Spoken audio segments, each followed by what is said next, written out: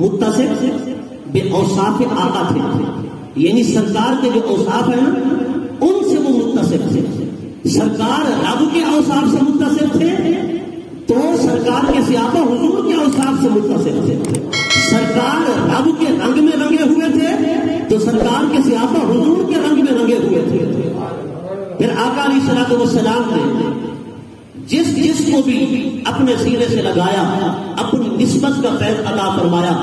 تو کوئی کیا بن کر چمکا، کوئی کیا بن کر چمکا. حضرت عثمان غنی رضی اللہ تعالیٰ عنہ کا یہ کمال تھا کہ آپ شرم و حیا کے اندر بہت مشہور ہوئے، جیسے حضرت صدیق اکبر صداقت میں مشہور ہوئے، حضرت فاروق اعظم عدالت میں مشہور ہوئے، حضرت سیدنا مولائے کائنات شجاعت کے اندر مشہور ہوئے. اسی طرح حضرت عثمان ذوالنورین جو ہیں یہ شرم و حیا کے پیکر بنے اور شرم و حیا کے اندر مشہور ہوئے.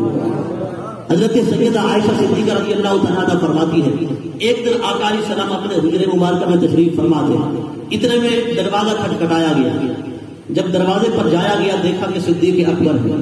حضور نے فرمایا اجازت دے دو. حضرت ابوبکر صدیق اندر آ گئے. حضور حسب ثابت بلا تکلف لیٹے رہے، سرکار اٹھے نہیں، حضور بیٹھ نہیں گئے، حضور جیسے لیٹے ہوئے تھے ویسے لیٹے رہے.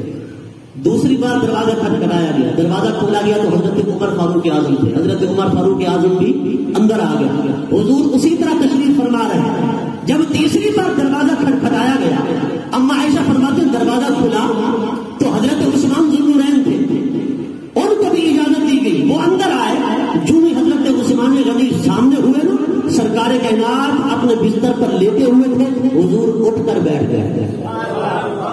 روایات کے اندر آتا ہے جانا سا رسول اللہ صلی اللہ علیہ وسلم فاستوى ثوبہ، حضور کی ایڑی پاک سے اور حضور کی پرلی سے کپڑا اوپر تھا.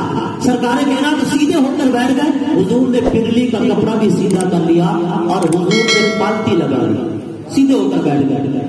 جب وہ سارے حضور کے یار چلے گئے اما عائشہ فرماتی ہے میں نے پوچھا یا رسول اللہ کیا وجہ تھی؟ ابو بکر آئے تو آپ حسب ثابت لیتے رہے، کوئی آپ نے تکلف نہیں کیا. حضرت عمر آئے تو اسی طرح لیتے رہے، حضرت عثمان آئے تو آپ بیٹھ گئے، آپ نے ٹبلی کا کپڑا بھی سیدھا فرما لیا. وجہ کیا تھی؟ حضور نے فرمایا عائشہ میں اس شخص سے کیوں نہ حیا کروں جس سے رب کے فرشتے بھی حیا کرتے ہیں.